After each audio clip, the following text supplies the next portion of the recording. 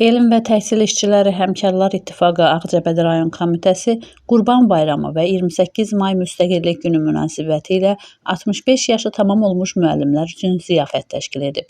Öncə Azərbaycan Respublikasının dövlət himni səsləndirilib, Ümumilli lider Heydər Əliyevin və vətən şəhidlərinin əziz xatirəsi bir dəqiqəlik sükutla yad olunub. Tədbiri giriş sözü ilə açan moderator, Ağcabədi şəhər 1 nömrəli tam orta ümumi təhsil məktəbinin direktoru Samirə Nəsirova, sonra sözü Elm və Təhsil İşçiləri Həmkarlar İttifaqı Ağcabədi rayon komitəsinin sədri Arzu Niftaliyevaya verib. Komitə sədri çıxışında bildirib ki, bu tədbirin keçirilməsində məqsəd ömrünün 40 ildən artığını elmə, təhsilə həsr edən, hər bir şagirdə diqqət və qayğı göstərən müəllimlərin məktəblə ayrılıq ərəfəsində gözəl xatirələrlə, təəssüratlarla dolu bir gün yaşamasına imkan yaratmaqdır. Sonra YAP Ağcabədi rayon təşkilatının sədr müavini Nazim Bünyatov, təqaüddə olan əməkdar müəllimlər Camal Abbasov, Zəhra İbrahimova, Salmanbəyli kənd tam orta ümumi təhsil məktəbindən Aminə Mürşidova, Xədicə Əliyeva, Aran Yolu qəzetinin baş redaktoru Məhsəti Musa və digərləri çıxış edərək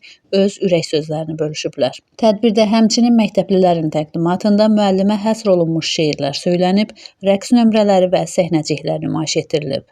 Tədbir iştirakçılarının məktəblə bağlı söylədikləri maraqlı və baməzə xatirələr isə məclisdə xoş ovqat yaradıb. Yüksək əhval-ruhiyyə ilə davam edən məclisdə müəllimlər tərəfindən gözəl şeirlər səsləndirilib, rəqs edilib, yadda qalan bir gün yaşanıb.